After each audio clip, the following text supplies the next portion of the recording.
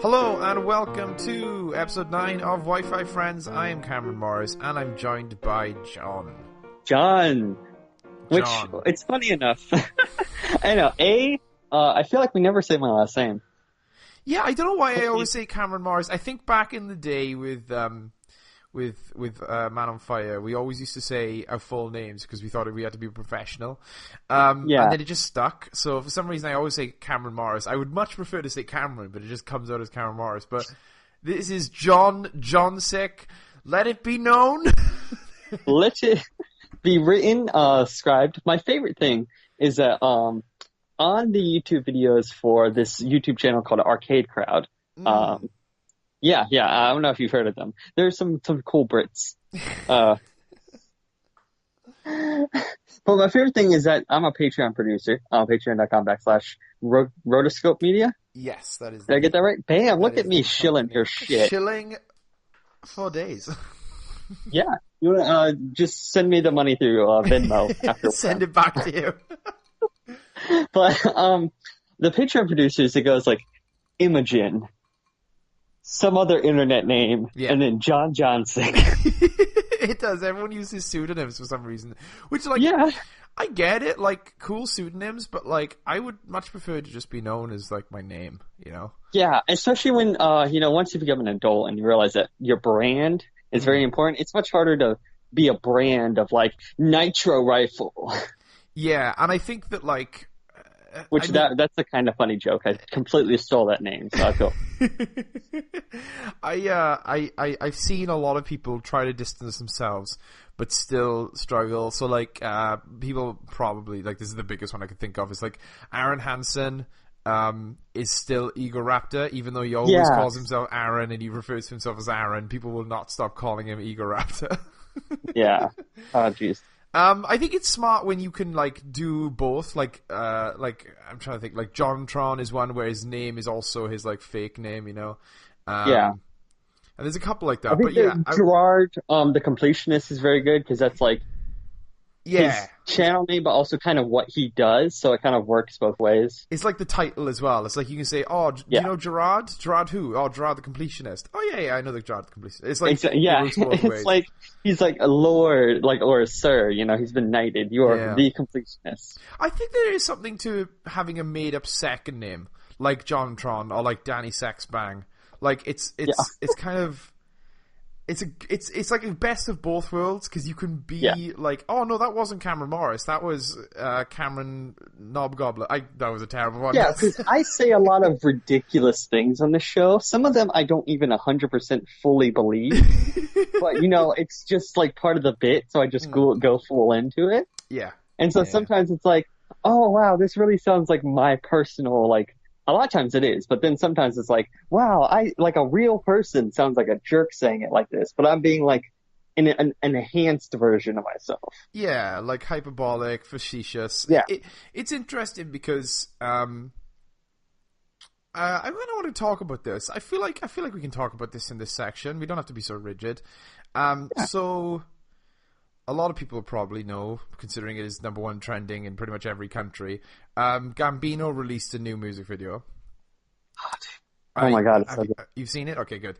So, like, oh yeah, no, I'm in love with it. Yeah. I struggle to find a lot of people not in love with it unless they have some kind of political problems against it. But most people who appreciate art appreciate Gambino's new music video, which is good. I think he deserves it. But one of the cool things about doing something like that, where it is so clearly a form of art, is that the majority of people, the general public, will go, hey, that is a piece of art, you know, and they'll treat it with a piece of art. So anything that happens in it, they will always look at critically. Whereas if you do something like a podcast or do something like a vlog, it technically is still a piece of art, but because it's not, because it's more personal and because it's more, there's less of a distance between you and the audience, people sometimes will not give it the same defenses, I guess, would be the terms. Like, well, it's the difference of saying Donald Glover's promoting Han Solo and he brings up these issues that he brings up in the music video in an interview. Yeah. While as Childish Gambino making a music video. It's like those are two very different things. However, they can like cross, like those streams do cross. Yeah, and I think that podcasts and vlogs, like, people see them as documents of real life, but they can be just as much art as like a music video or a film. Yeah, or have a you book. watched Sugar Pine 7? 100%. That is a great example. Yeah, that is like the most, because it's all like, it's so weird because I don't watch them all the time. I kind of randomly watch their videos, but the video, one of my favorite videos is the one they did of the last Let's Play Spring Break. I think I missed that where one. the entire Rooster Teeth family of like channels and stuff, they meet up together, they rent out like a giant place or whatever, and they all hang out and make videos together. Okay. And so they made this video, and like the first half of it is like their dumb bits and, you know, Kid being really weird, whatever. Yeah. But then the ending is this very sweet sentiment about how this is the first time that he's felt a part of a family since he's left his family or since he's left SourceFed. Yeah. And so it's this weird mixture of like very sweet and sentimental and like obviously real emotional content, but mixed with that faux reality that they've already established with their videos. Yeah, and I think that it's good that they're doing stuff like this, because I think that you should be able to look at an informal video, like Sugar Pine, where it is scripted. I wouldn't say scripted, but it is more planned. But it is still a vlog, and there are still honest bits, like you said. But you can still like look at some of them and go, no, they're not saying that because they mean it. They're saying it for either comedy or for drama or for just for artistry's I still sake. don't know if they legitimately vape or not. Yeah, like I feel like the vaping's just a bit. Like that's a good example, but also like bringing it back to what you say, like we joke a lot about you being hyperbolic and that being part of your humor, but you know, joking aside, that is part of your humor. That is part of what you do. Part of what you bring to the podcast is your kind of unique hyperbolic, you know, prospect. Usually you'll say an opinion and then you'll backpedal and eventually we'll get to your actual opinion, you know, because you want to open big. But I think that people give that a pass in something like a music video and like a rap song because they go, oh yeah, it's art. He doesn't actually think that. But in a podcast, you say that as a joke, but people are more predisposed to like believing the first thing you say and then blaming you if it's not what you actually think, you know. It's interesting how like different art forms are treated differently, like, and it's the same with like, I really have like, part of me is always like wanted to play with the ideas, like way back like around this had to be like 2010 maybe. Whenever the way back in Marvel, not way back, but Marvel Comics history right here. Yeah. All of the X-Men and all the mutants went onto an island called Utopia. Okay. So I had this idea, this joking idea of like, because I had the glasses and my hair at the time, and like I had some outfits that kind of looked like Cyclops. Okay. So I wanted to do this vlog series, whatever, where it's Cyclops at the end of his days just being like, all right, so update on Utopia. We're doing great here. I did that on my like Snapchat once. I created this this character of this mutant who his power is hyper anxiety. And so he's just like, hey guys, so my first day at junior day of school was awesome. Yeah, I mean, I met this guy named Quentin Quire, and he kind of, you know, told the entire class that he kind of broadcasted my deepest inner thoughts to the entire school, but you know, it's still cool, it's still good. And I'd love to like play around with like having a podcast that is these characters, a fictional podcast of like these fictional people who have a completely like fake life and all this stuff, but it's all like, yeah, I don't know. It's just an interesting format that I don't think enough people play with. Yeah, and I think that, like, putting expectations on something just because of a format is a bit awkward, but it is something that happens. Like we always put, like, expectations on podcasts to be real. Like, we listen to a podcast, and the most time we go, oh, this is going to be real. But there are podcasts out there that are completely fabricated. Like the Logan podcast started, which I haven't been able to listen to because apparently you have to pay for it. But it's still out there somewhere. Yeah. But I get it. It's Marvel. They got to make their money. Yeah. And then there's like podcasts that are like parodies of true crime podcasts where like they're like pretending that they're trying to solve a crime, but actually the crime is all made up and it's like a comedy.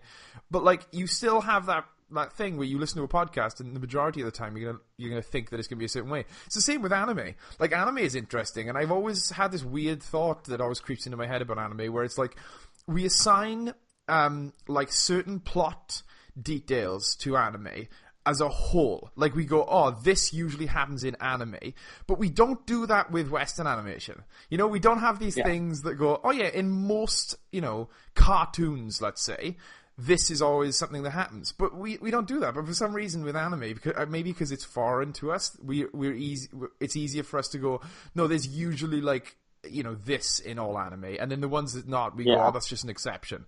It's weird that we have these, like, because of the type of media, because of the type of thing we're watching, usually it's based on the first couple things that we watched in that type of media. We have, like, these expectations. Like, I mean, even books, like, beginning, middle, and end. That's not so much anymore, because enough books have, like, broke from that.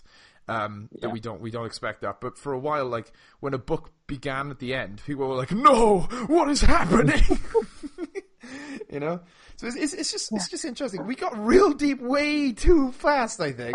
And what's frustrating for the audience, the 10 of you out there, I know some views go over 10, actually. I monitor. I watch. Nice.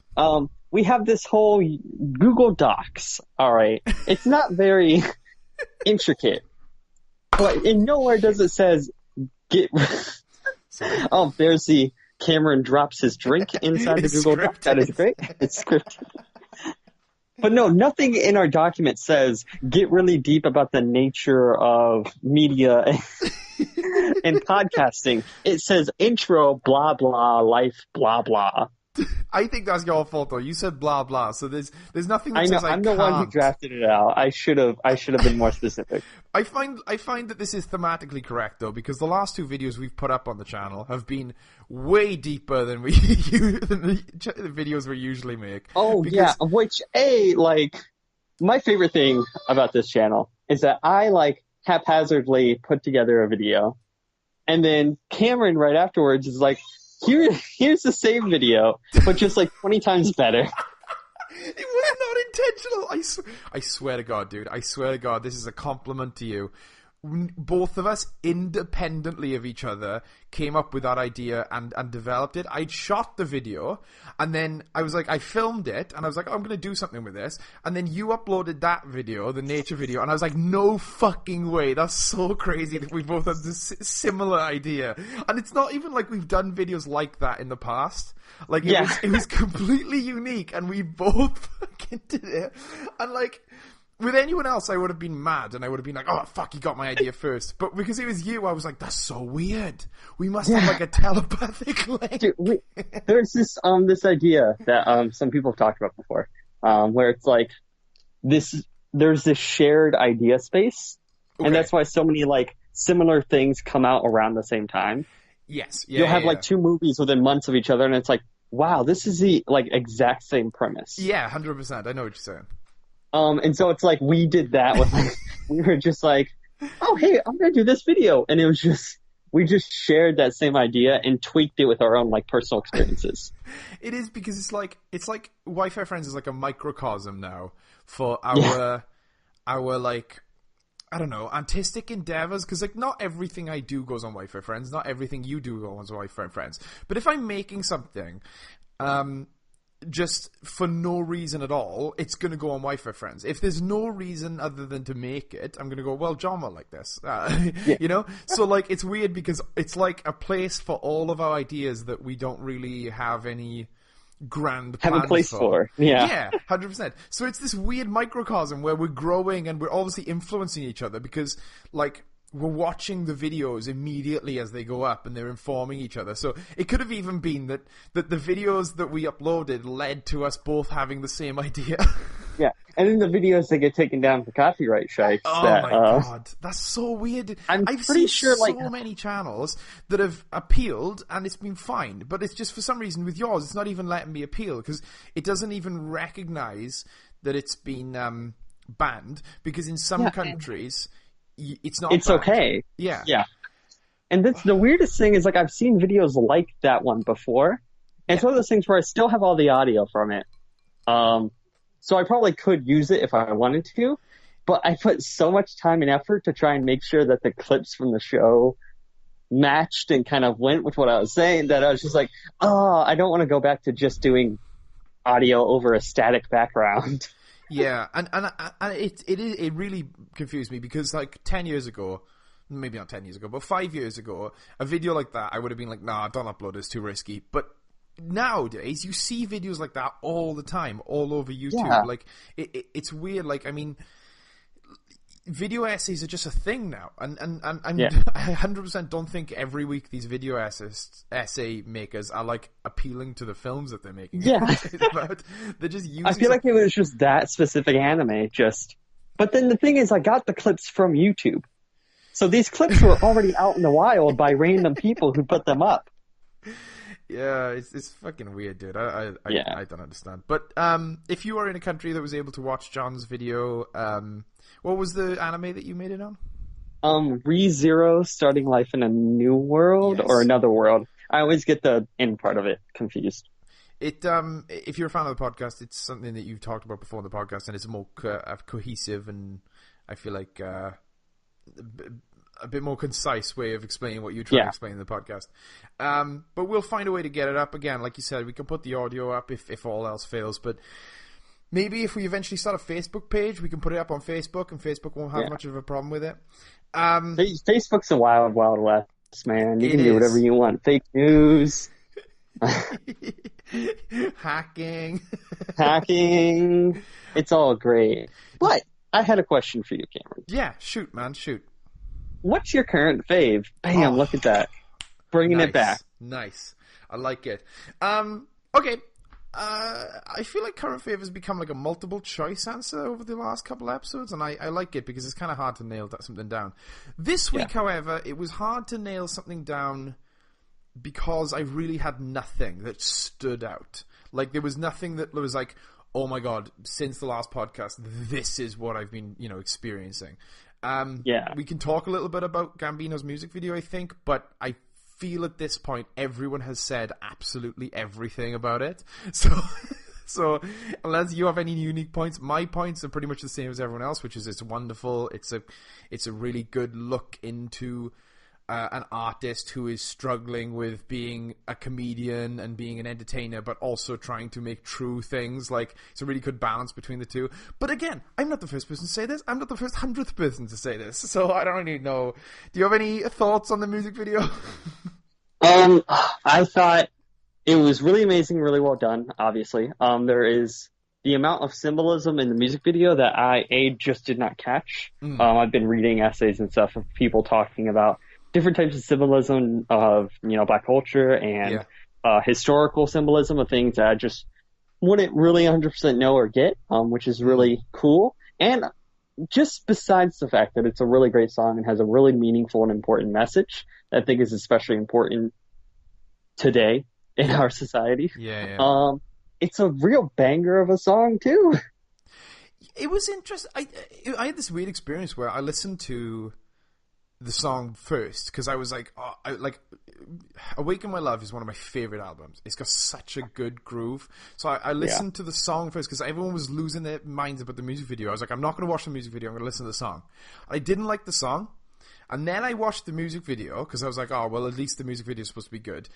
I watched the music video and I was like, damn, this is not the same song. And then listening to the song again without the music video, it was good because it had, it was conjuring up the images. And I think the song suffers a little bit from being almost in tandem with the video. But after you've watched the video once, when you listen to the song, you can kind of see the beats in your head.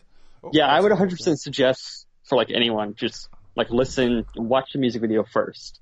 Because it's very much like it does what good music videos are supposed to do, which is inform and also add to the song. 100%, 100%. And I think that the song by itself is quite cryptic, honestly. But it needs to be because that's the interesting thing about Gambino's music is, do you know about Because the Internet? I've heard the album a couple times, but I haven't really sat down and listened to it properly. Like, I've heard it in other people's cars and stuff. Yeah, so there are a couple songs that work out of context. But there is a script that goes with the album. Oh, wow. And you read it, and then it goes, all right, start playing this song here. Oh, that's awesome. And then you start playing it, and it makes so much more sense, because when you just listen to the album by itself, I'm like, okay, all these are really weird, and there's weird skits in there that I'm like, I don't 100% understand, whatever. But then, like, when I did the full package, I was like, oh, now I get it. Now I've just added this whole new context. And I think Childish Gambino really is very much about adding all of his artistic endeavors together. Yes, he is, people have said this before, but I love the phrase, I think he is a perfect, like, Renaissance man. Like, yeah. I think he's what most artists aspire to be, where it's just like, he will do anything, and it will always work together, it will always be cohesive. And I think the fact that he has this persona, this Childish Gambino persona, is really good, because it's easy in my mind to separate it from the comedian and the actor. You know, like when I see Donald Glover, you know, the first Donald Glover I loved, which was, you know, him doing stand-up, him doing Community, 30 Rock, those type of videos. And he still does that. If you go watch SNL, he's still that guy. Oh, that SNL was so good, too. Yeah, 100%. It's really good, because then when he becomes Childish Gambino, it's not just like pretentious, ooh, I'm a different person now. It just allows you to kind of separate those things, because he does so much. But yeah, I did want to talk about some couple of things. Again, these weren't things that struck me a lot, but they were some things that I really enjoyed between the last podcast and now. I finished Black Lightning, the series on CW. It was really good. The show kind of...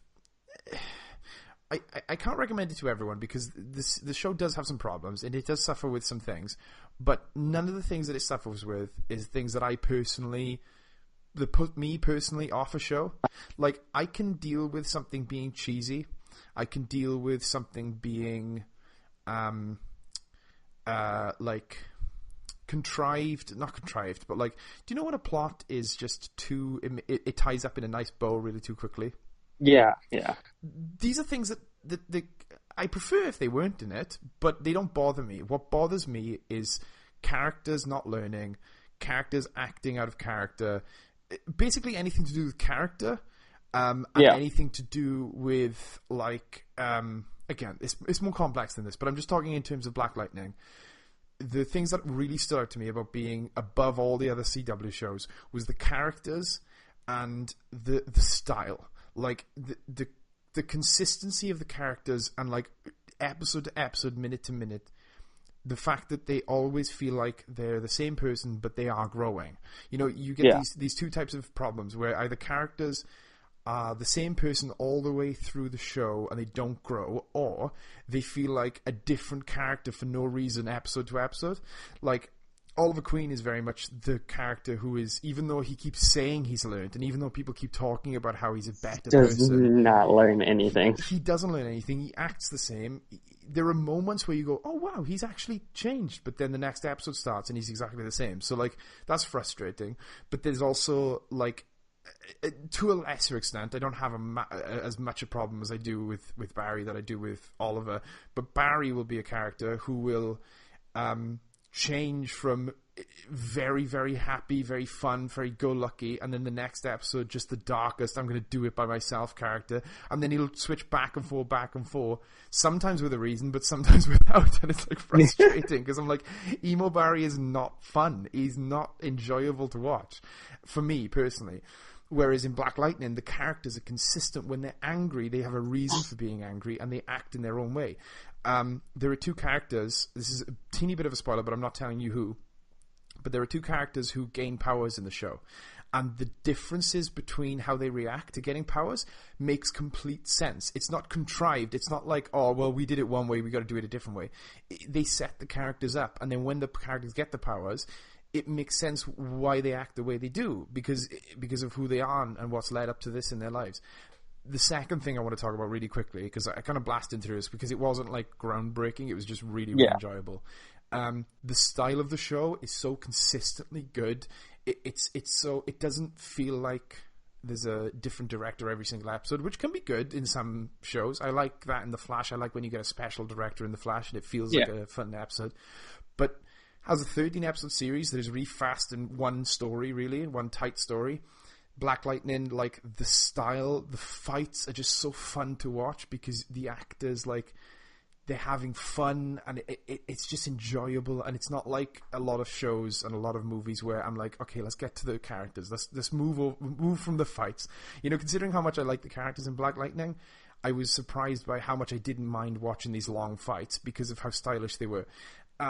This could be I'm worried that this is because of the African-American aspect that I'm comparing the shows, and I hope that's not the only reason.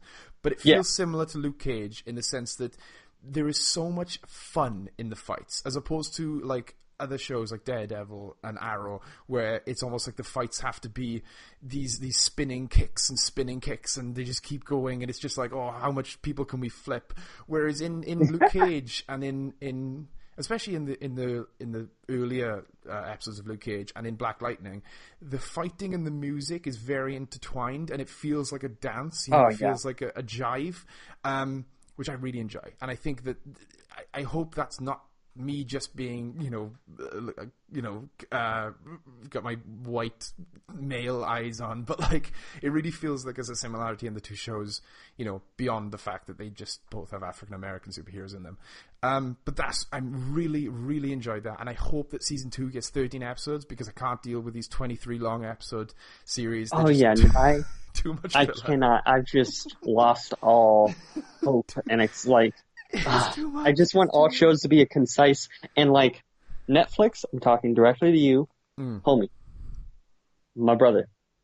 I love some of the content you do. However, this is what's happening, is that the Netflix problem is happening. It's this problem where you give me a great first 3 episodes, you give me an excellent last 4, but the middle is the most boring shit I've ever seen in my life. Oh, God. Every show has this problem where they stretch it just 2 episodes too long. Yeah, there is a thing to be said about not having a standard episode length. It's such an arbitrary, stupid thing. People always think, they go, oh, well, if they're a true artist, they should be able to fill 13 episodes. I'm like, if they're a true artist, they should be able to do whatever the fuck they want. Like in Britain, our series don't have a standardized length. It's sometimes, a lot of times it's due to how much money is put into a series, but it's also due to how much story you have. Like, we have a lot of series in Britain that lasted 6 episodes, and they're awesome, they're fantastic, but 6 episodes done, and we're out, and we told the story we want to tell, we got nothing more to tell. And that's like, dude, you should only have as much time to tell the story as the story deserves. And if the story deserves 24 episodes, then fine. I don't know any stories really that deserve 24 episodes, except for maybe, like, anime. But, like, I find that most series can be cut down to, like, 13, even 10 episodes. Wet Hot American Summer is, like, 7 or 8 episodes long, and it's perfect, because it's like, you couldn't stand that show for more than 10 episodes. Like, no. It would get and, too like, much. One of my favorite things, some shows are really good about it. Vampire Diaries, we've been rewatching Vampire Diaries.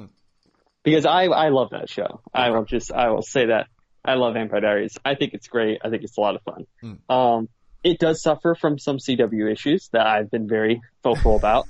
We just watched an episode where I said, CW, you're doing that thing again, where you have 2 characters you don't know what to do with, so you're throwing them together. Stop being lazy. But they, at least in the earlier seasons, we're like season 6 now. Okay. So I'm not sure. I'm still trying to.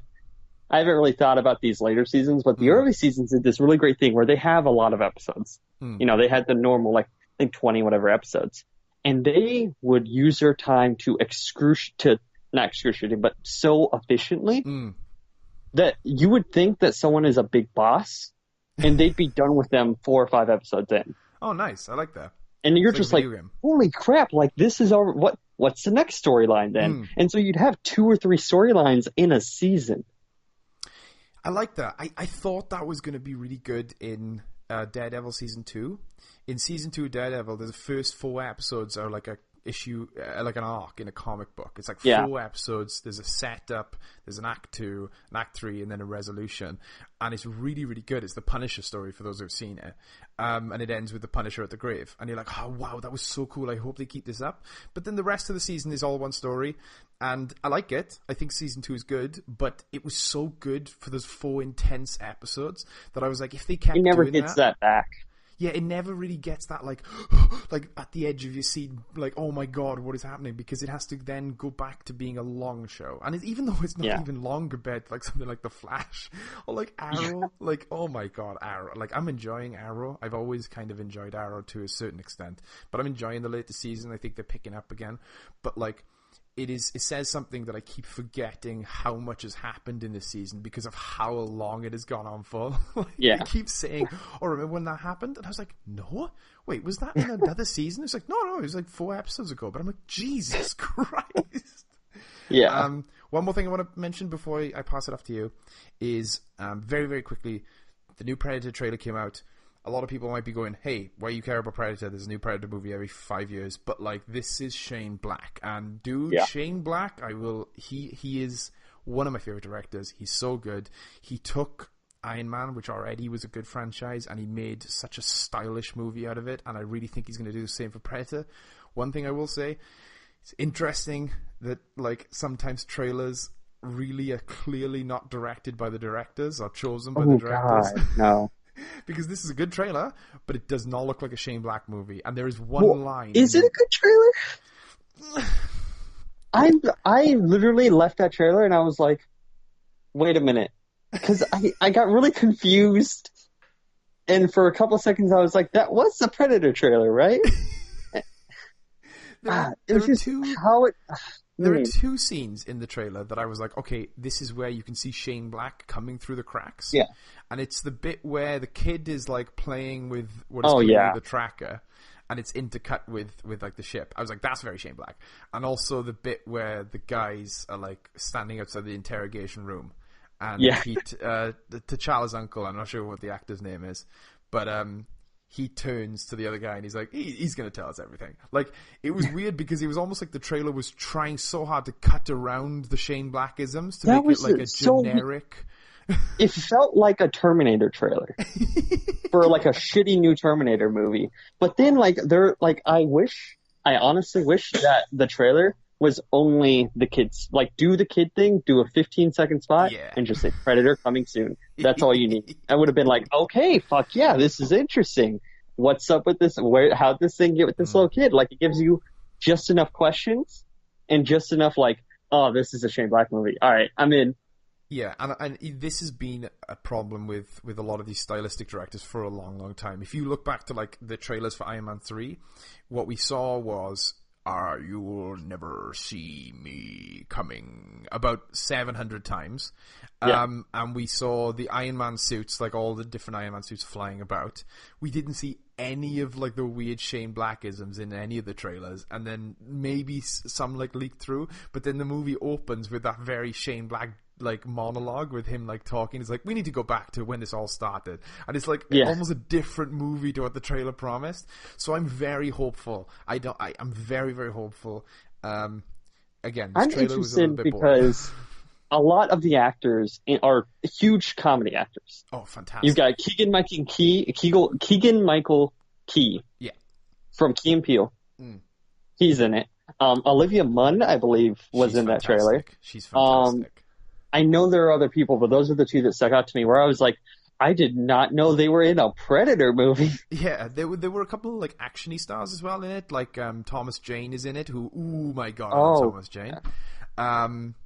Again, his Predator, his Punisher is a really good movie. If you haven't seen that, go watch that. Most of the Punisher movies are pretty good, in my opinion. Yeah. Then I do love that it seems like we're getting there's like some nice homage shots to like the first Predator. Like there's a scene where I don't know how it's going to work, but it looks like they're in like the classic like jungle costumes that the first Predator, and they have the giant like Gatling gun, and I'm like, oh, okay. Yeah, I'm excited to see how he makes that work. I'm excited to see if he brings his character back, because like famously, Shane Black was in the original Predator, but he dies. Oh, really? Yeah, it was one of his first like ever things that he did. He tried to be an actor. He was in the first Predator movie. I hope he dies in this movie. Well, like he dies funny. In the first one. It'd be funny if he died again in this one. Like he's a new guy. They just didn't mention it. He just like shows up and gets killed. It's like, wait, what? Yeah, a couple actiony stars were there. Like I recognize the villain from one of the villains from Logan was in it. He didn't stand out much to me in Logan, but I'm hoping that he's good in this. Yeah. The guy with the robot arms, I think. I don't know what his name was. That wasn't Stephen Merchant. Stephen Merchant's the other guy. Yeah, he's I forget that guy's name. God, I can't even remember the Merchant's name now. Calabac?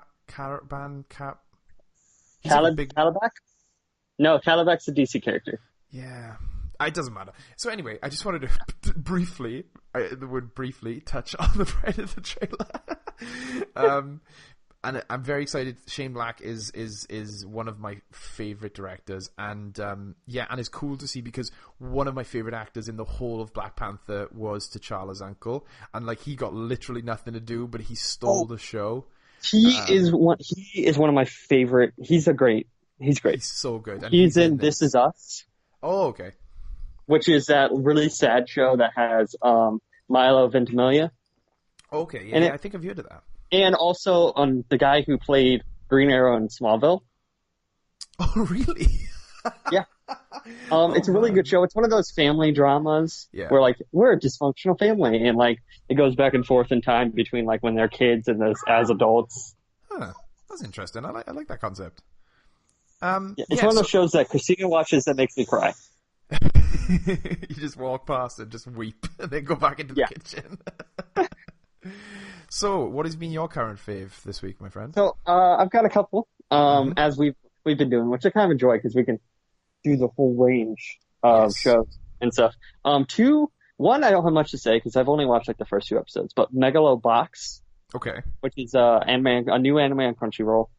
It's like super cool because it's like Real Steel meets like Rocky and Ashita no Joe. And it's really interesting. It's this like post-apocalyptic future. Okay. Where you've got this megalo boxing, which is a big sport. And these boxers who use like it's called like gear technology. They have like kind of like metal frames around their arms and shoulders.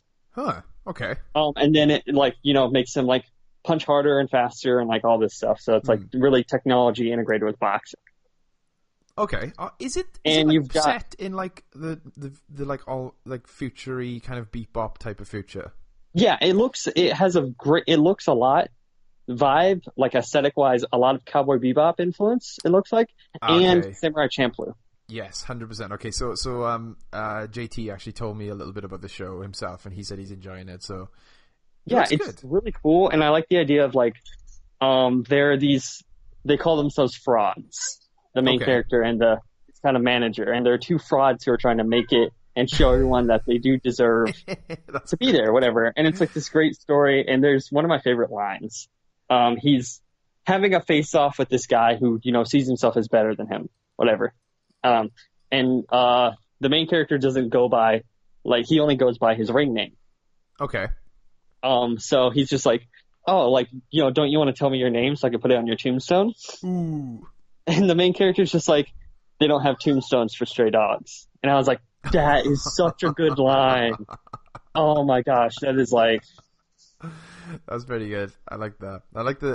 It sounds like a really stylistic show. I like it. Yeah. And then speaking of stylistic, my next quickie, before I deep dive, is Agretsuko. Okay. Which is this Netflix anime. It's super cutesy, like, style of, like, these animals who work in an office, whatever. Oh, wow, I haven't seen this.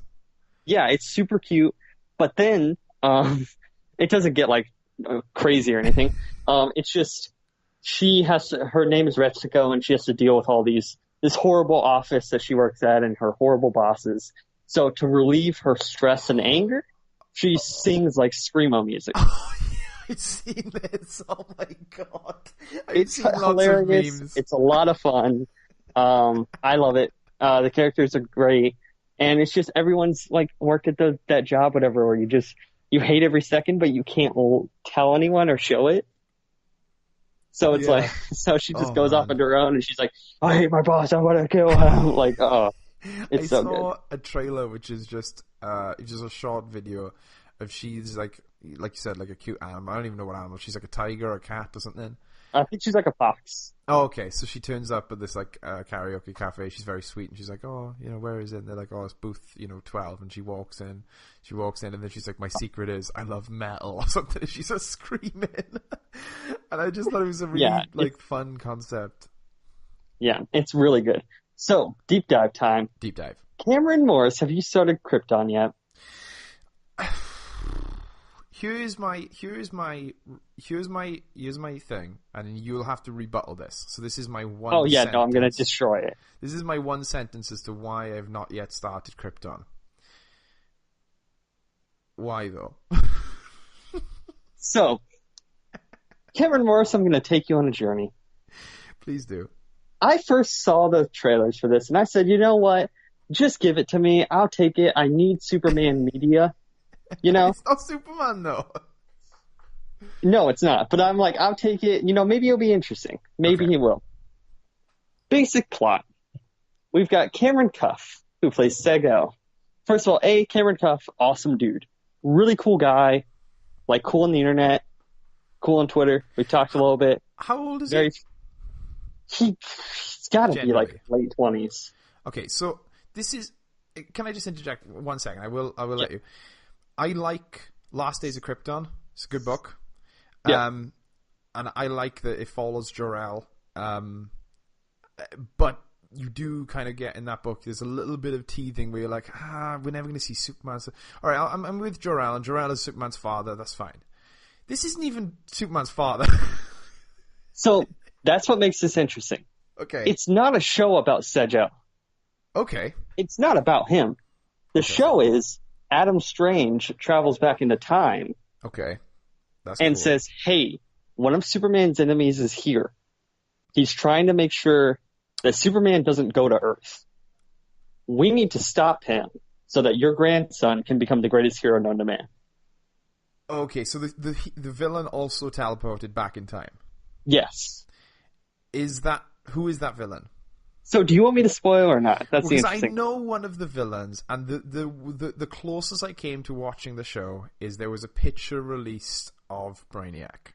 Yeah, so Brainiac... Like, dude, that is the coolest looking live action Brainiac I've seen. Brainiac looks dope. All of the VFX and everything look really good for a sci-fi show. Okay. So Brainiac's there. However, Sejel lives in Kandor. The Bottle City. Yeah. Mm-hmm. Before it becomes Bottle City. Yes. So, God, it's going to be really hard to talk about it without spoiling it because it plays with your expectations. As a comic book of what fan, the show is. Yes, as a comic book fan. Okay, that's interesting. Yeah. It gave me a lot of holy shit moments and things that I was not prepared for. I'm going to talk about things I like about it, not just plot-wise. Okay. And then you decide if you want to hear the plot details. So the fight scenes, the fight choreography is great. I'm really, big on fight choreography, as I've talked about on this show many times. My favorite thing about this show is that the fighting style and the brutality does not change depending on who the characters are. Okay. So if you have a man fighting a man, it's just the same as a man fighting a woman or a woman fighting a woman. So there's, in the first episode, Lyta Zod from the House of Zod, she is basically doing this ritual fight to try and take command of her group. Okay. And the fight, her face when the fight's over, her blood streaming down her face, it is violent, and it is some of my favorite stuff. The show also has a lot of LGBT characters. Adam Strange actually is one. Oh, cool. And some of the other characters, everyone is really fully realized and has this whole inner life and backstory. Every character is extremely fleshed out, and all of their motivations make sense. Yeah, I get what you're saying. Yeah. Look, I was skeptical because of the whole, just the concept of like going back to Krypton. You know, it's like that prequel thing of like, you know, most of the story has been told in the story. You don't need the lead up. It's like, but then again, Rogue One is one of my favorite Star Wars movies, and that is just a text crawl from the beginning. So my interesting is, this is a line that like Cameron Cuff and people have been saying, is like, you have to remember how time travel, especially in the DC universe, works. The moment that Adam Strange is on Krypton, it's a whole new timeline. Oh, you're right. So their argument is literally anything can happen, because this is not the same timeline that we're used to anymore. You're right.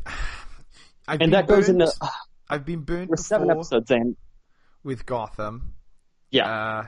Gotham, for the first season, I was really interested, and then slowly it really was like, here's what I'm worried about. The season of no TV shows is coming up. You know, Flash is ending soon, Arrow's ending, Agents of S.H.I.E.L.D., Black Lightning's already ended. We're not getting Luke Cage for, I think, another month. When the season is up, I may jump on the sci-fi bandwagon. I may start watching Krypton. But I'm worried that, like Gotham, it will start to try and become a Superman show without Superman. That is what I'm worried about. However, I do know that Adam Strange has his own, you know, adventures in the comics that they can pull from. They don't have to pull from Superman villains. And obviously it makes sense for Brainiac to be there, because Brainiac was at the, you know, in Krypton before Superman, you know, in many, many comics. It would be interesting to see what villains they keep coming to, though. Yeah. So, yeah, there's a reveal like the last episode that again made me say, holy shit. And it really showed this show is not afraid to make changes and to do interesting things. And also, I mean, it could possibly go that way, but the thing is, this show is very much a political, it's not really like a superhero show. Okay. You know? It feels more akin to something like, well, I guess you could argue Angel is like a superhero show, but it feels more akin to like a show like that. That's more of like, hey, this is like an action adventure like show, and they're like fighting people and stuff, but it's not really about super heroics. And it's very character driven. Oh man, I either want you to watch it all right now, or like just tell you the stuff, because it's really cool. I do want to get to it. I like twists. I like references to comics. I do like it when shows are interested in that way. And like I said, I enjoyed Gotham season 1. So there is, I'm not outright, you know, I haven't seen the show yet, so I don't want to criticize it. It's funny that neither of us are fans of Game of Thrones, because I feel like you'd be like, oh, it's the Game of Thrones of yeah, I don't go straight for Game of Thrones, but it is, very much from what I've heard about Game of Thrones, it is like that. Because it's a lot about the houses and a lot of about their inner workings and the inner workings of the characters and their relationships to each other. Yeah, I don't know. I kind of was a bit bummed that it was about the grandparents, because of how much I like Jor-El and that whole story and him being the and I inventor. think it has a really good reason as why. Yeah. Especially when you get into there's only like 10 episodes of the like entire season. And we're on episode 7. I think 8 was last night. So okay, so it's still coming out. I might just binge it then. That might be. Yeah, because it's only like 10 episodes. And yeah, it's really good. So I'll get off talking about Krypton. No, I really enjoy it. I think it's good. I think that it has a lot of potential to be really interesting. It's just, it is one of those things where I'm looking for reasons to not watch superhero shows now, because there's so many. You know? Well, that's the thing, is like I completely fell off of all my superhero shows. I just one day turned around and I was like, crap, I'm like a season and a half behind on this one and this one, and so I'm just like, I might just wait until they're over and then watch them all then, because I have too much stuff to worry about. Yeah, I caught up on the one that I think no one else is watching, which is Agents of S.H.I.E.L.D. Because of Avengers. And that was cool. Currently, Did it have anything that related to? So in the last 2 episodes, from what I can gather, it took place while Doctor Strange and Tony were battling that wizard from space, the Squidward. Yeah. And there's this really cool idea, again, spoilers for Agents of S.H.I.E.L.D. if people care, but there's this really cool idea where there's this other alien race. Well, they're not a race, they're like a group, because they've got some Kree, they've got some other races, but they're like a group of aliens. And they basically extend a hand to S.H.I.E.L.D., and they're like, hey, we know something bad is coming to Earth, and we're willing to protect you, offer our protection, if you give us this thing that you have, which is gravitonium, which has been in Agents of S.H.I.E.L.D. for a while. Since season 1. Yeah, so they're still, dealing with the repercussions of gravitonium. So I was like, okay, that's cool that they talk about this impending threat. And then in the next episode, they literally go, because it basically turns out they weren't going to help. They were just going to take the gravitonium and fuck off. And they're like, why would you fuck off? Why would you even, why wouldn't you honor our deal? And it's like, you guys don't know Thanos. Like, we all come from worlds that have been, touched by Thanos' wrath. You guys have barely even felt it yet. And they literally say Thanos by name. So it's cool because it's like each episode is like an hour. It's like real, an hour real time. So in real time, yeah. Yeah, so as the weeks go on, we're seeing it get creep closer and closer to Thanos actually arriving at Wakanda. So I think the season finale is going to be the click, and we're going to see, some of those characters disappear. Hopefully. That would be a bold, bold move if they did that. Whether or not that happens, I don't know. But it would be... I think it's the smart choice. It would, considering they're doing the hour-by-hour thing to avoid, going over the Avengers timeline and confusing everyone. What I am interested to see is how Luke Cage deals with it. I've got to assume it's just going to be set before. That would make the most sense. I've lost all hope that the Netflix shows are going to deal with any of the ramifications. Yeah, they'll probably just... Especially this one is too big not to... Yeah. You can't have half your cast just disappear and then, all right. Yeah, and with the release schedules of them, it's like, all right, Luke Cage is coming out. I don't think we even have a date for Daredevil season 3. I think we do. I gotta assume we do, right? Really? I don't remember. Since that's the problem. It's been way too long. Yeah, I think have you seen Defenders? I watched the first half, I think. Okay, do you know the plot of Defenders? Doesn't he basically get into a born again situation by the end? 100% born again. Okay, yeah. Which is obviously going to have repercussions in Daredevil season 3. And so you can kind of consider Defenders as the season 3 for him because it's such an important season. So maybe that's where they'll justify. It's about him and Iron Fist a lot. Which let's not even. Well, actually. Yeah, it's the worst. Anywho, let's get off of that garbage. All right, John, I do enjoy the girl. I think she's cool. She was cool. I also, obviously, Rosario Dawson brings it every single time. Always Rosario Dawson. And then also, Louis Tan. Got to throw a shout out to my boy. Who does he play? He plays... Do you remember... I think it's in the later part of the season when Danny Rand is trying to invade her fortress, whatever, and there's a drunken guy outside. Oh, the Drunken Fist.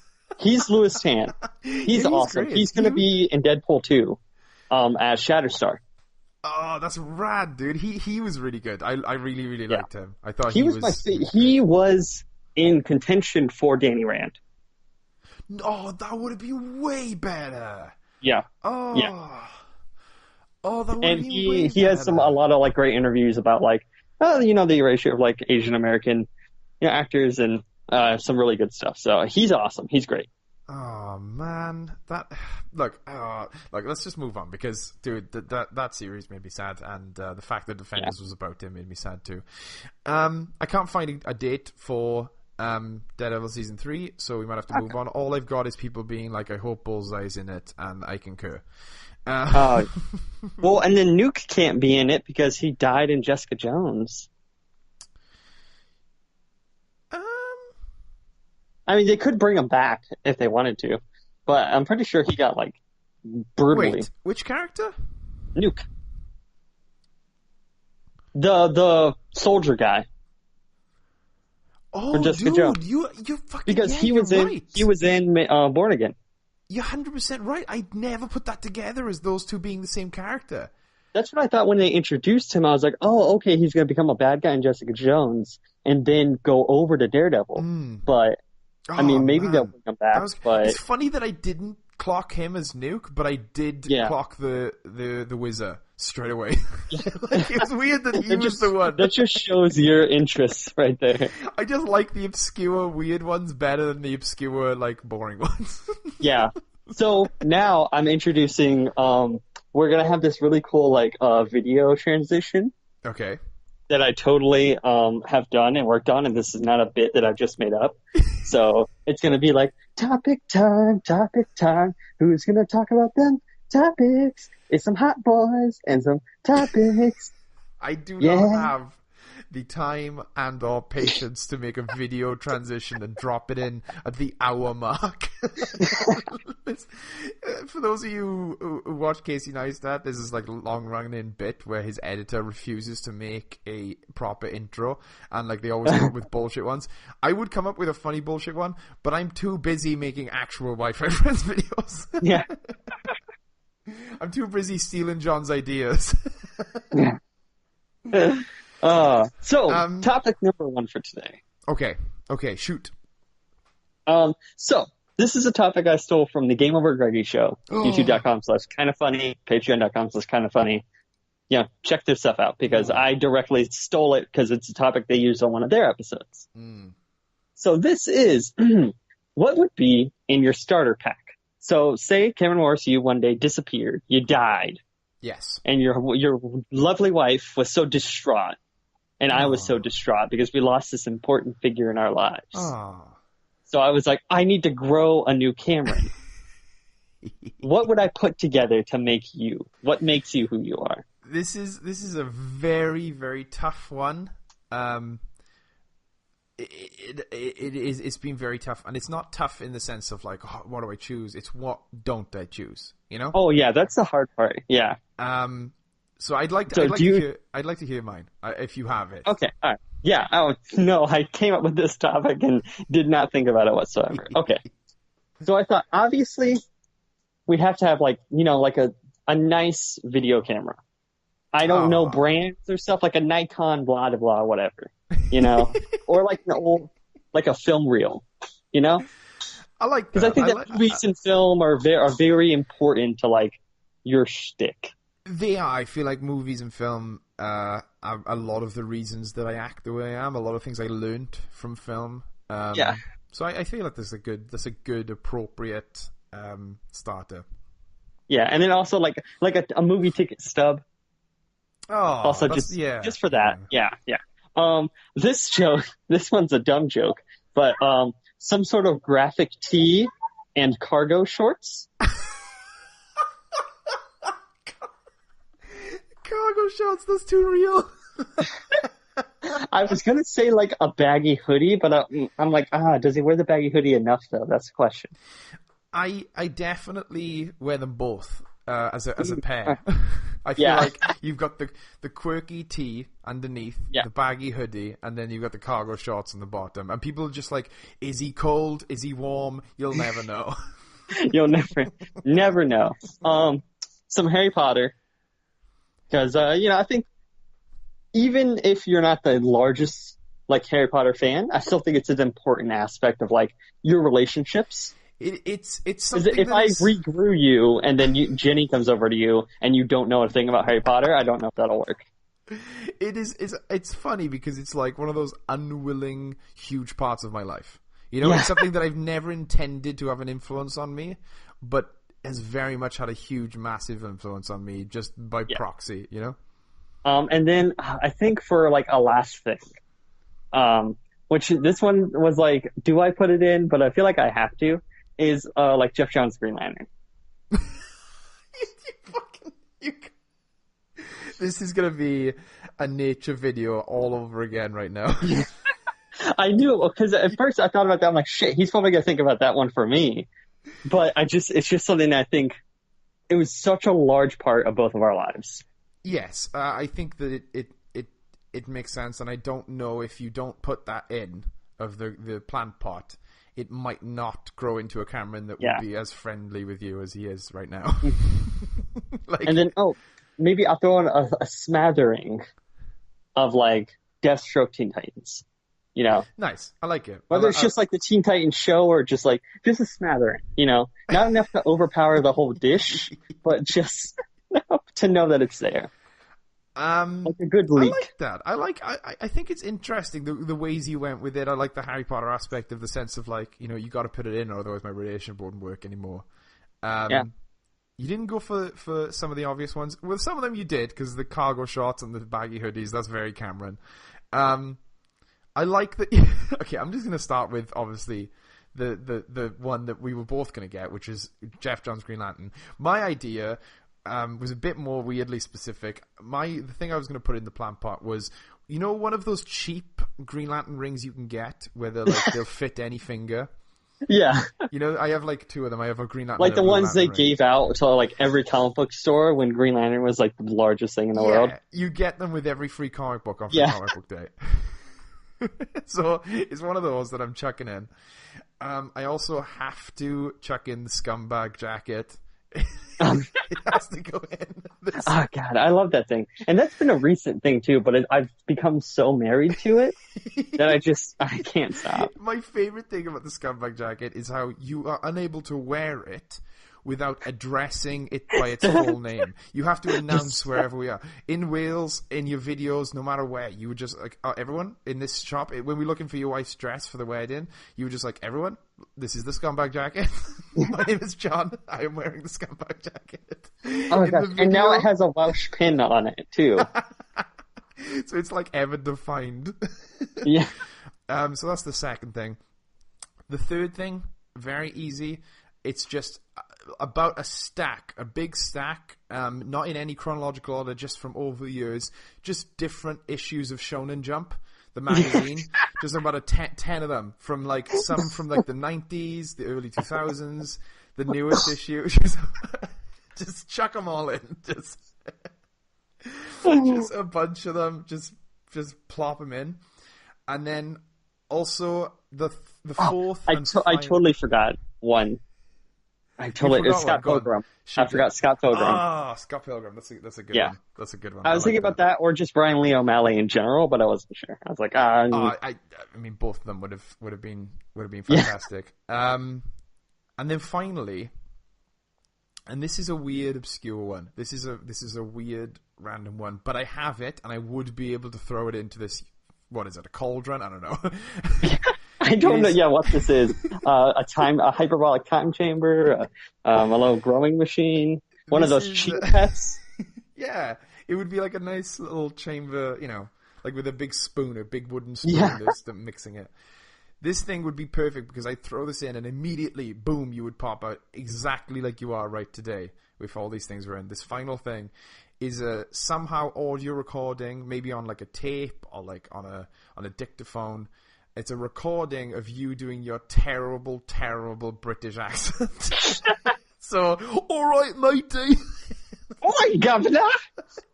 It's that. It's not your voice. It's your voice doing the British voice that you always do. And I would throw it in, and all of a sudden, boom. I've got a lot of. Oh, I can't. Sometimes, right? You know, sometimes. Got some Harry Potter. Oh, fucking hell.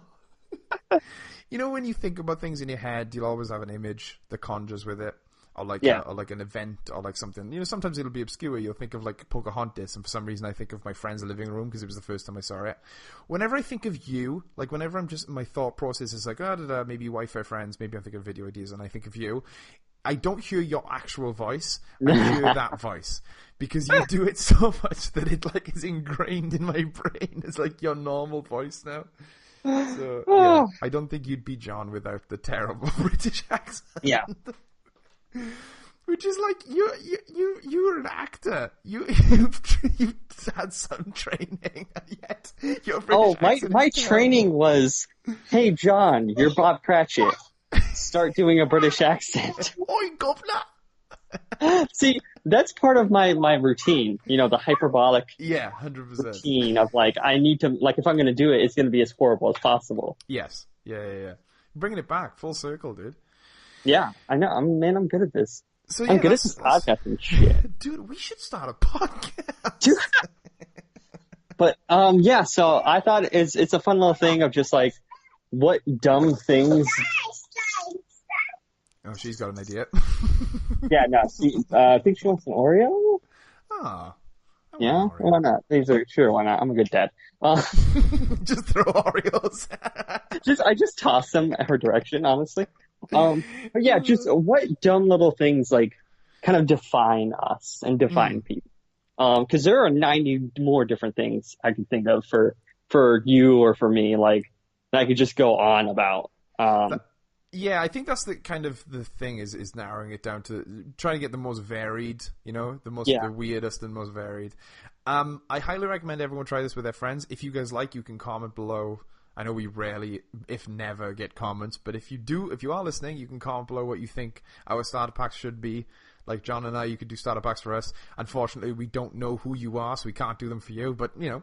Unless we do know who you are, then please, like, don't use your online pseudonym. Like, actually say, hey, it's me, blank. Yeah, and we'll just comment below doing yours.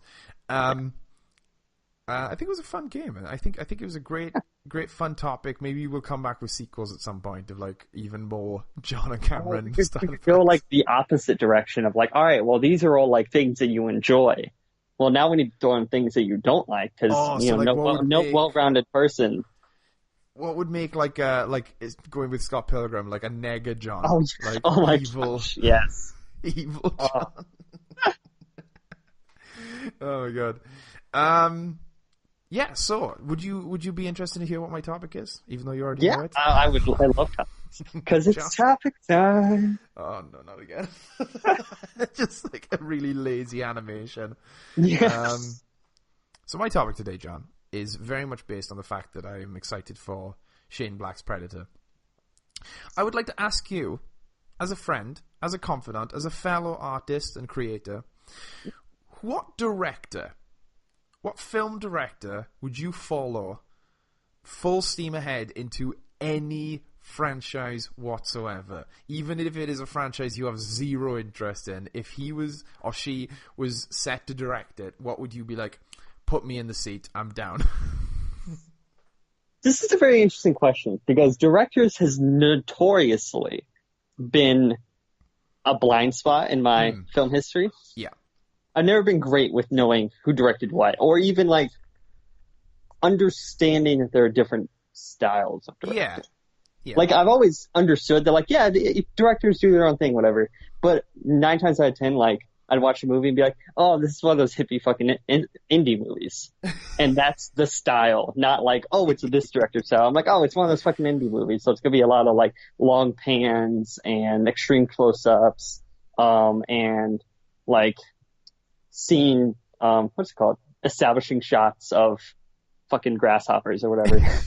No, I get it. A lot of people, you know, I mean, I studied this, so I'm not saying this is a well-known thing, but a lot of people will be like, a lot of times they'll be like, hey, this movie feels like that other movie. Like, hey, like Iron Man 3, this feels like Kiss Kiss Bang Bang for some reason. They won't attribute it to the director style, you know? Like, it's something that I think fans of filmmaking really get into and start, just like with anything, fans of anything. Like, I couldn't name you a single basketball player. I can name one.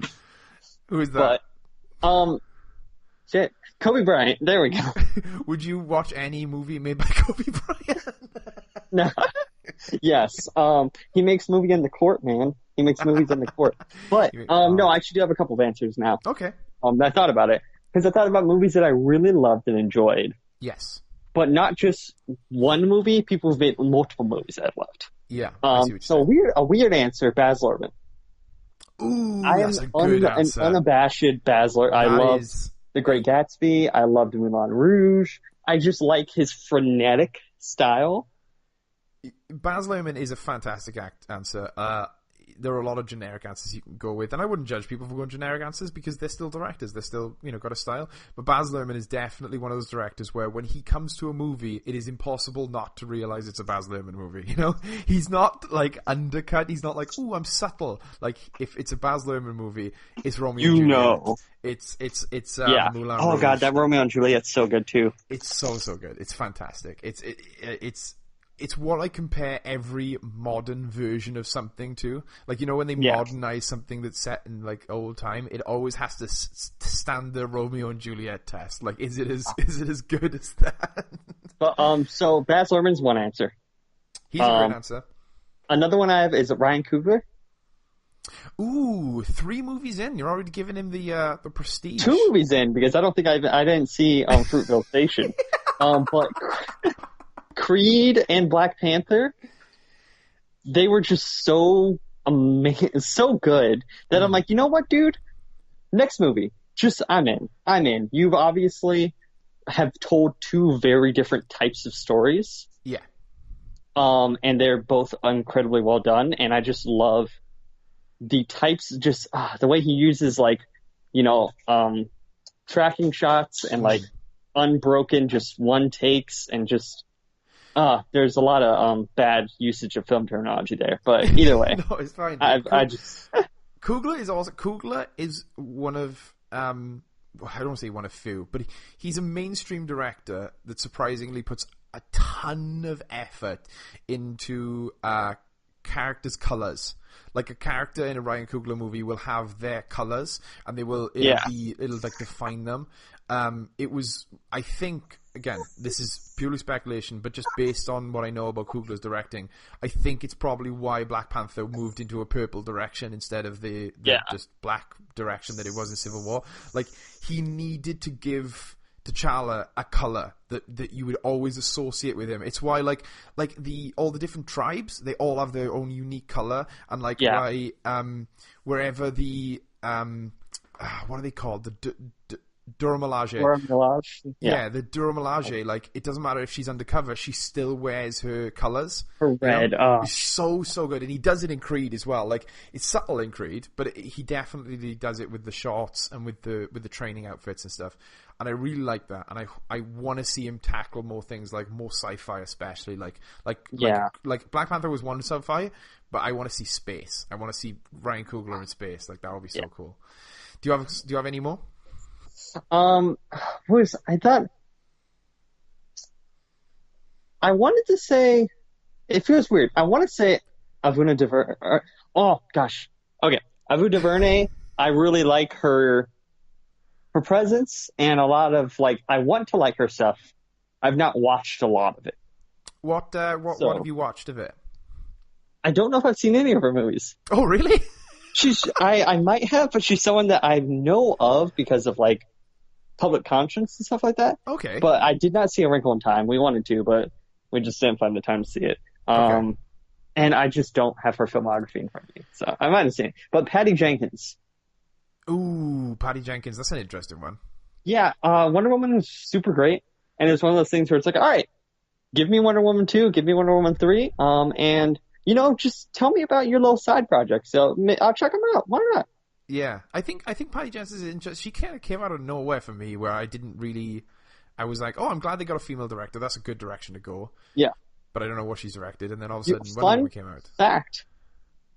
One of the reasons Natalie Portman and Marvel kind of fell out, Natalie Portman wanted Patty Jenkins to direct Thor 2. Oh, really? Yep. Oh, wow. But they didn't have her direct it. Instead, they went with someone else who didn't do a good job. Yeah.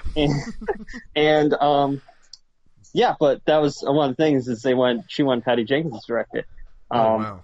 And that didn't work out, and so she was like, you know what? I'm kind of done with this anyway. I would have loved to see a Patty Jenkins Thor. Like, now after seeing Wonder Woman 1 and the stuff on Themyscira, literally bringing me to tears. Not once, but twice. Every time I've watched that movie, I've cried. Just not at any sad points. Just the scene, and I think I've mentioned this before, the scene where they swing, where they shoot their arrows up and they swing. Oh, yeah. It is so... I don't even know specifically what it is. It's like it's the female empowerment crossed with the comic book fan inside me being like, DC, you're back! You did it, DC! You fucking did it, dude! Yeah. And also like the idea of like just seeing, I don't know, I just really got into the whole Themyscira stuff. But yeah, I like the idea of Patty Jenkins. I think that they're interesting.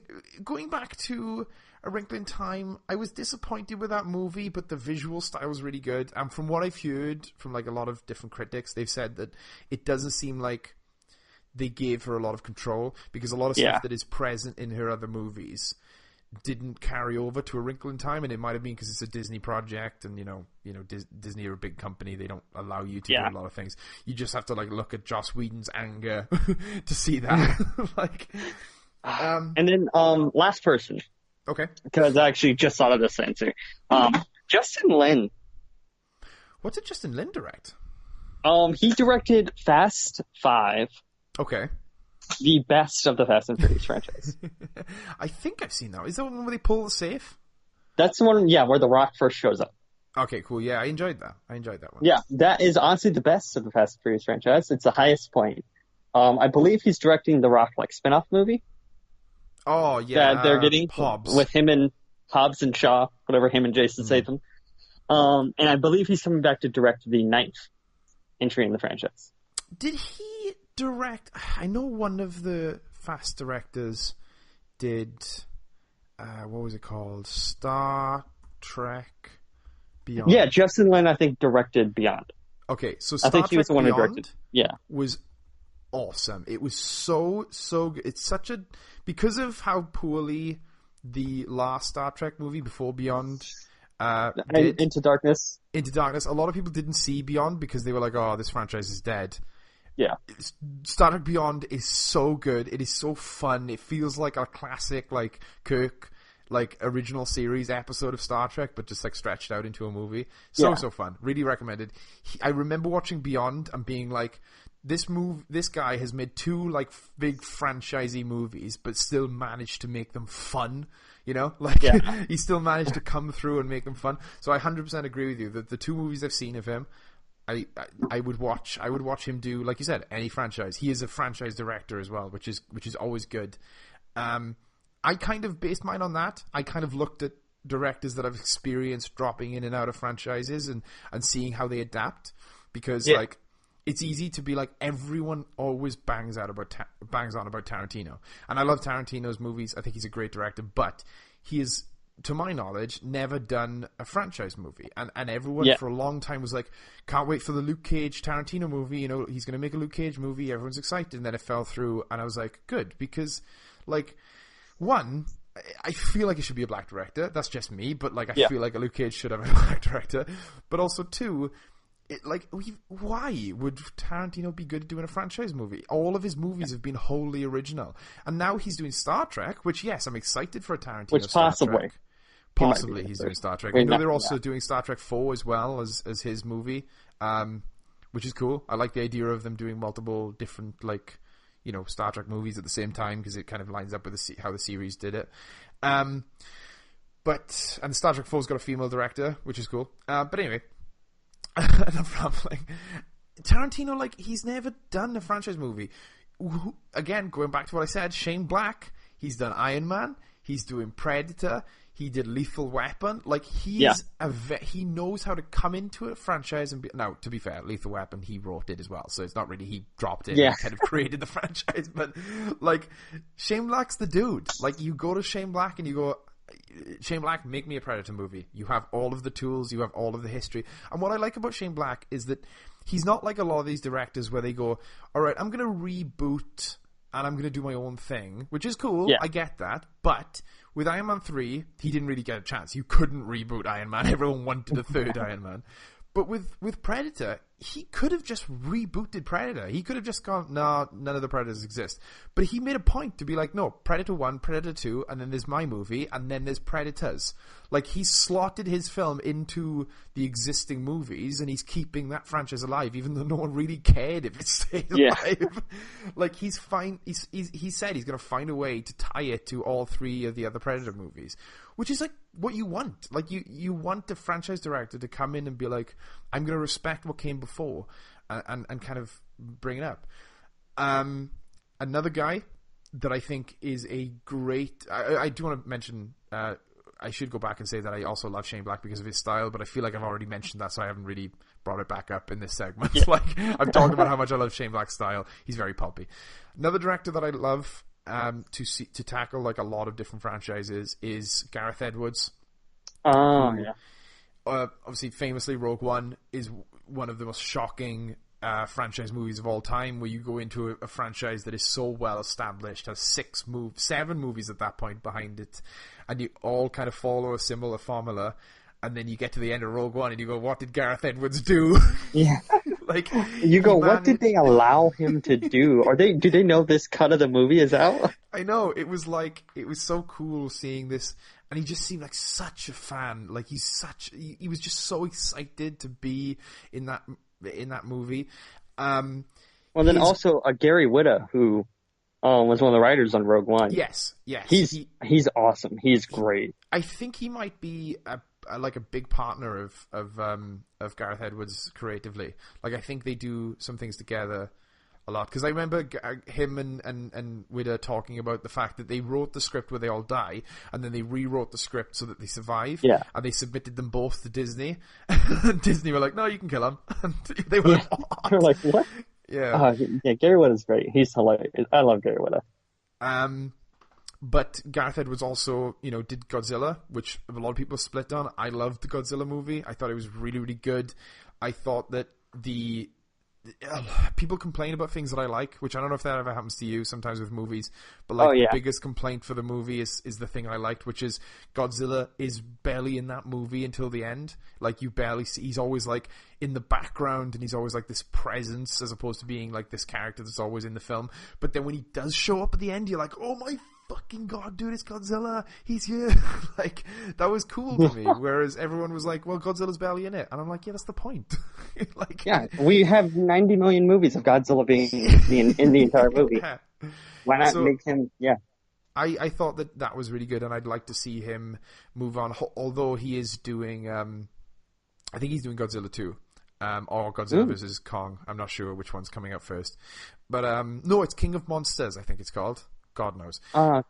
Very excited for the Godzilla franchise. But yeah, he's one I would follow. And another one, this is kind of obvious, kind of like, oh yeah, obviously, but like Joss Whedon, he's just, I just really love his dialogue, and I think his dialogue is very consistent. A lot of people don't like Ultron. I'm a huge fan of Ultron as a villain. I think he's so charismatic, and I like that they managed to really basically make an evil version of Tony Stark, like the way he talks and his mannerisms. I thought that a lot of people give that movie hate, and I get it. I get that it wasn't as climactic as it could have been, and it was a bit contrived. But I think that Ultron's character really shone through for me because of Joss Whedon's writing, and James Spader's performance, obviously, like that was awesome. But yeah, Joss Whedon's an obvious one. He was going to do Batgirl. I was so excited, but then he dropped it because DC probably told him he couldn't do whatever he wanted. Well, and I just, my thing with Joss Whedon is like, I mean, his personal life aside, whatever's going on with all that stuff. We got to do that for everyone now, don't we? No, it's bad. It is bad now. Oh my gosh.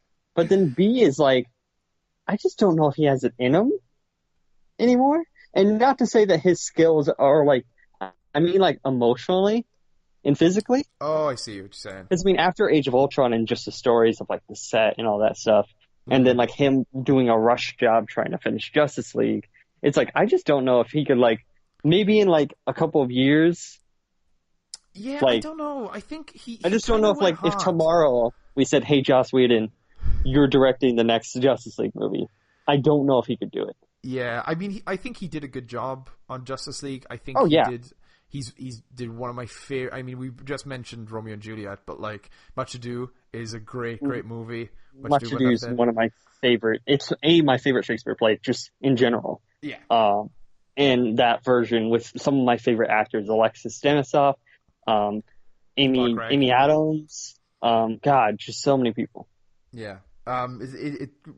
He I think, again, I feel like we have to do this for a lot of people now. Personal life aside, we don't know what's going on in his personal life right now. I haven't kept up to it, but I'm sure it's terrible. In this current state, this is America, this is America. Yeah, thank you. America. This is Wales. This is America. Sadly. I'd love to see a Donald Glover video called "This Is Wales." It's just like sheep everywhere. It's just like a lot of nice people. Yeah. Don't catch me farming up. Don't catch me farming up. Oh God, please. Oh God. Anyway, but yeah. Finally, arguably one of the best directors of all time, Edgar Wright.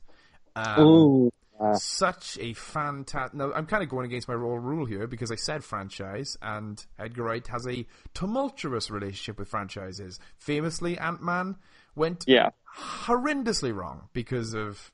Presumably, there's a lot of rumors that he wanted to do Hank Pym, the Hank Pym that we know from the comics, and they did not like that in a Disney movie, which is fair. I feel like Edgar Wright would be a type of person who wanted to do like the scary Hank Pym.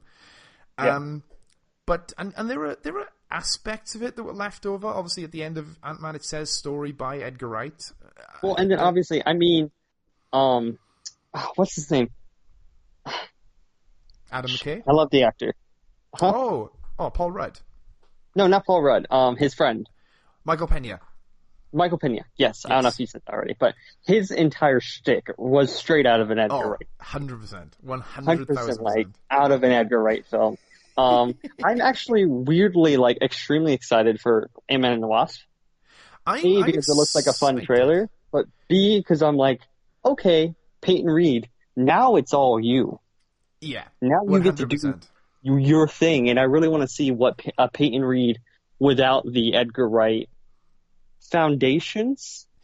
Not just that, but I felt like when rewatching Ant-Man, one of the reasons I found it so kind of not as exciting this first time is because I started to realize that the jumps in Edgar Wright, Adam McKay, and what presumably was Peyton Reed, because it was three different voices all at once screaming.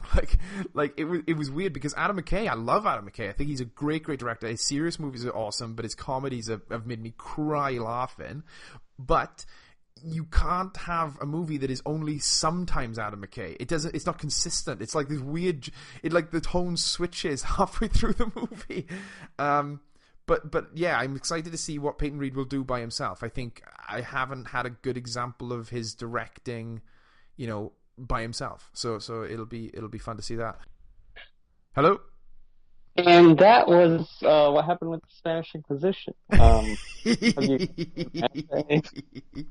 Yeah, sorry about that, guys. The call got dropped a little bit, so there'll be a bit of a time skip. Only a little minute. Yeah, it's fine. I find it hilarious that this hasn't happened to us since we started the show. No, we're pretty good. I want to say, A, we've been doing good. B, we're at 9 episodes. Oh my God. Look at us. And with content in between. Oh, the top content in between is some of my favorite stuff. I think we're losing our minds. I'm excited to see a full blown movie eventually. Just the movie. My Friends cinematic universe. It's becoming very exciting. I might start adding post credit scenes. Oh my God, Jack Thomas is like the Clark Gregg. Yeah, he's the Agent Coulson. Brought up and mentioned. Yeah, so Edgar Wright is famously not a great franchise guy. However, the reason I'm picking him is because I think when he crafts a movie and when he's given free reins to craft a movie by himself, he creates these albums, these amazing, everything clicks together. Out of the 5 movies that he's made, I can't think of a single one that I wouldn't just watch just right now. Just like if someone was like, hey, you want to watch World's End? Hey, you want to watch Shaun of the Dead? Hey, you want to watch, Scott Pilgrim vs. the World? Like every single one of them, Baby Driver, they just work and they just click together. Sorry? I was doing the little Baby Driver. Baby. Oh. Sorry. I was trying to do it like in the background, so it's like kind of like I feel like the lag was confusing me as to the bit. But yeah, 100% Edgar. I don't think it would go well. I think he would definitely clash with whatever studio the franchise was in. Like unless it was like a franchise that nobody cared about anymore. Like if he did like a new Thelma and Louise. I think Edgar Wright would work really well. Now that I'm thinking about it, with my Green Lantern pitch that I have. Oh. Because I have an idea for a Green Lantern movie that fits within the DC that we have currently on screen. Oh, okay. Okay, interesting. Yeah. So now that I think about it, I think his visual style would kind of go with the type of storytelling that I wanted to do and the story I wanted to do. So. God, that would be mad. That would be absolutely insane. I mean... no. I'm trying to decide if I want to do a separate video or if I want to just tell you it real quick. Oh, definitely. Because it's not a long pitch. Yeah. Do a say. I'm excited to see that now. I was very close to not mentioning Predator this podcast because I wanted to do a Predator video, but then I was like, no, I gotta talk about it. I gotta get it out. Yeah. So yeah, they're kind of mine. I feel like there's a lot of others. My favorite movie of all time, as I've mentioned multiple times in the past, is Sofia Coppola, but I'm terrified to watch any of her other movies, so I only know one of her movies. I'm so scared. It's irrational because I'm afraid that she's going to be like a one and done, even though people say that she's a great director. And like people love Kings of Summer, which is like one of her films, but I'm just I just don't want to. It's the same reason I haven't finished Full Metal. But yeah. That's my problem. Is like I know a lot just actors that I love and actors I would follow everywhere, but directors is such a weird thing for me where I have this disconnect of like, oh, I really don't give a shit who directs the movie. I care who's in the movie, which is kind of the worst like answer. I mean it's not bad because like everyone has a different thing. But it's one of the things that I'm really in love with and something I love. I mean, a great example I can give people now, I feel like this is something I can like give out to people and go, hey, look at this, is like Avengers 1 and 2 compared to Avengers Infinity War. Like that is a good example for like people who aren't into film being like, this is what a different director, this is how it changes the tone. This is how everything from the cinematography, from the tone to the script to the acting, everything can shift based on just a director change, like. So what's interesting is, so we talked about in our Infinity War video, how it felt like that, the Russo brothers didn't leave behind any of the directors of movies previous. Yeah. But then I saw in some interviews and stuff of like James Gunn talking about rewriting a scene or something from Infinity War. Okay. And so I'm super curious. I'm like, how much, like, cause I mean, when you think about it, this movie does impact Guardians Volume 3 and other movies that other directors are making. So I'm curious how much of like, oh, hey, cool, that's interesting, but that doesn't really fit with what we're going to do with the character going like whatever. So I'm curious how much the other director's impact did actually have. That would be really, really cool if that was the case. If like the Russo brothers brought in Coogler and were like, listen, does T'Challa sound okay here? Is he acting the way he should? Does Wakanda look and sound like Wakanda should like?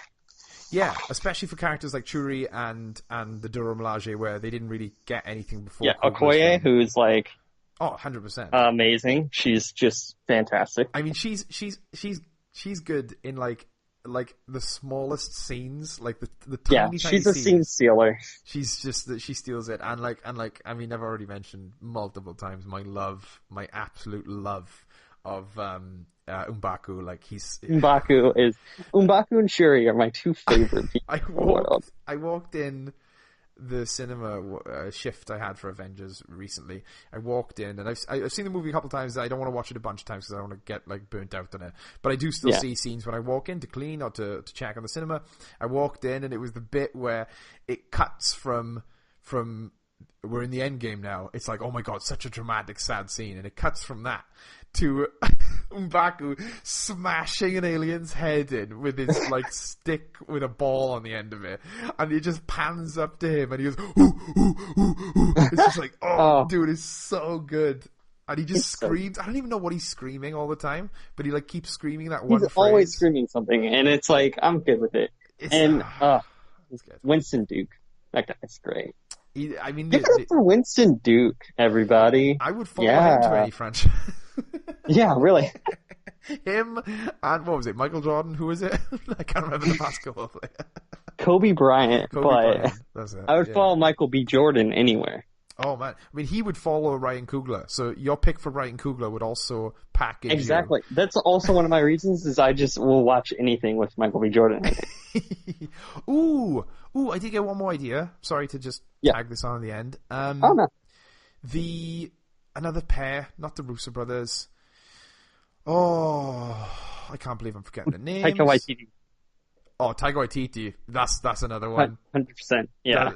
I didn't even. We could see you do know directors, dude. You could do this. Yeah. Okay. I'm thinking about actually going back to because I dropped out of college. Oh. Well, a while ago. This is like a long time ago. I know. We left such a dramatic pause. No, but I'm thinking about going back to school and possibly for film. Oh wow! Oh dude, Yeah. I'll send you shit, dude. I'll give you advice because I doing film school. Well, I don't know if it's film school. I did film school technically. Doing film school and then finishing it. The one thing you learn, the biggest thing you learn, is how you would have done film school a lot better. You go, I would have done that so differently if I knew everything going in. Yeah. Because like they give you the tools, but it's up to you whether you use them. And I just wish I used them more. I wish I made like a film a week. Like what we're doing now is what I should have done in film school. Yeah, I think part of it is doing the stuff here, and like, I mean, all the stuff I've been doing with a phone. You know. Yeah, and you can do that these days. There's nothing to stop. I mean, Casey Neistat, some of his best videos were all filmed on the Samsung. Like it's insane. Like you can, and I love that it's inspiring people to make films and not care so much about the quality. Like this is a movie that I watch, but the show I kind of watch on and off. But Catfish, do you know the show Catfish? Oh yeah. Max Joseph, fantastic filmmaker, really good filmmaker. He has kind of normalized the like weird, like unprofessional style of filmmaking that he's known for, where it's just like him holding a camera and you can see him holding the camera in the shot, you know, like, and I really like that they kind of normalize that, because that's something that is, I think, completely, you know, it shouldn't be stigmatized. You should be able to make like weird, like not really, you know, scripted, you know, heavily films. Produced, like 100%. But yeah, the directors I was just going to quickly mention, I wish I could remember their name, but Christopher Miller and Phil Lord, that's it. They did the Lego Movie, they did 21 and 22 Jump Street. They were going to do Han Solo, but then there was creative differences. They're great like directors who really understand like story and comedy. I think they're so good, so self-aware as well. Like if you watch the Lego Movie or 21 Jump Street, it's just so much self-aware humor that I really appreciate. I love both of those. They're just so great. So yeah, that's I think that's our podcast for the week, friend. Yeah. Oh, look at that. I really, you know, for a podcast that I wasn't really prepared for, because I was just like on my way back from seeing Macbeth, and I was like, all right, we'll do a podcast. I got time. I think it went pretty well, and I like this new structure we've got.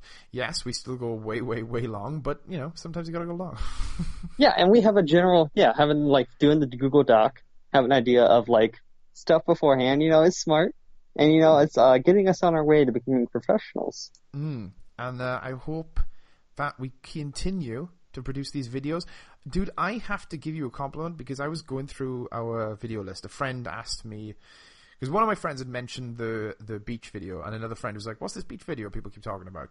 So I was like, oh, and then I went on the channel to like look for the video, and I was scrolling through her videos, and there's like way more John videos. Like you've just been churning them out, like, and I know, you know, the nature video was great, and it was really awesome, and I like that you're branching out to that kind of, trying to think of filmmaking more than vlogging, you know, that's cool. Yeah. But the one you did for the Ant-Man and Wasp, nothing to do with your Ant-Man and Wasp's thoughts. I couldn't give a shit about what you thought about that movie. Like, but the way that you shot it and the tone was so good. It was so like, so I was fun. trying to, because I've been like my new favorite thing is doing a doing the like 2 to 3 to 5 second short before the actual video. Yeah. Like a prequel to the video, No, yeah, or just something that's like a short film before like me just talking about dumb stuff. And at first I was like, all right, well, I'm out with Christina and Chloe. How can I do like an Ant-Man joke? Whatever. And I was like, oh, we could do the joke from the trailer where they're like, oh, you go low, I go high, whatever. And then I was like, I don't know, the trailer has It Takes Two. And she's just unaware that I'm doing anything. I just start singing at her. But like it was the awkwardness of like your wife not knowing what was going on, kind of doing that thing where it's like, oh, is this a selfie? No, wait, no, this is a video.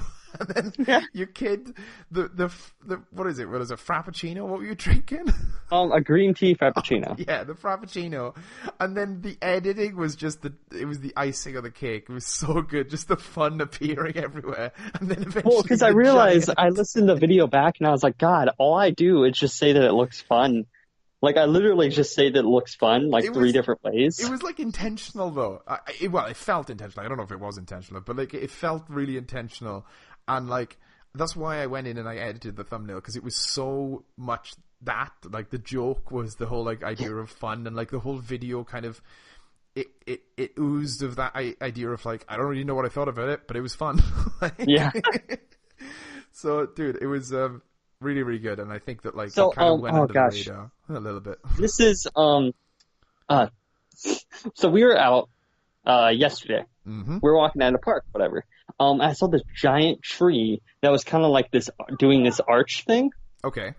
And I was like, oh my God, wouldn't it be great if I started out a video on top of that tree? Just sitting or standing on it, whatever. So I'm like, hey, Christina, could you videotape me when and I'll get up there, whatever. And she's like, yeah, sure, whatever. I could not climb it, and I hurt my foot a little bit when I slid down. This is really good. Like, this is the mindset of a filmmaker where everywhere you go, you're like, you see things and you go, like, it's like Predator vision. You're like seeing things, you go, oh, I could film that, I remember Reese and I, we walked down a path once and there was a giant empty warehouse, and without even thinking like there might be like scary homeless people or like dangerous things or like glass, we were just like, oh, we gotta shoot something in there. So we just went in and we shot something. It was nothing, but it was like a vlog. But we were just like, we got to do it, because Reese and I like always looking for things. We were like, well, what can we shoot there? What can we shoot there? What can we shoot there? And like, you get into that mindset eventually where you're just like, I want to use everything. Just, especially as like someone without a big budget, you're just like, what can I use? What can, be cool but won't cost me a lot of money? And I fucking love it. And I hope we keep, I feel like this is something I say in every single podcast, but I just want to keep doing this. I want to keep making weird, fun videos. And we can always do thoughts. I'll keep doing My Hero Academia, but I also want to do these kind of weird, out there, like almost visual letters to you. Oh my God. Oh God. Oh my God. John. This is my lesson on the Spanish. I died. I was like dying. Something was coming out of my throat, and then all of a sudden the call hung up, and I was like, I'm gonna die. This is it. This is the end. This is so weird. I have like this whole Google Wi-Fi stuff that's supposed to boost my signal and make it better. So it's really weird. It might be on my end. Yeah, I mean, I didn't want to. I wasn't gonna throw the blame on you. We all know who's dragging us down here. Dude, I have 3 siblings. I have my mother and my father, and we have 2 foster children that live here. The Wi-Fi is strength thin. It is really trying its best. But yeah, make sure to like, comment, and subscribe to our channel. Follow us on Twitter at John Johnsick, at Cameron Morris. Cameron P. Morris. Cameron P. Morris. That's what I thought. I had it right. Don't judge me. New videos every whenever we do them. I mean, there'll be videos, dude. There'll be videos. If you want, you can DM me if you want to send us money for any reason. I love the idea of not setting up a Patreon, like advertising a Patreon that doesn't exist. Yeah, patreon.com/Wi-Fi friends.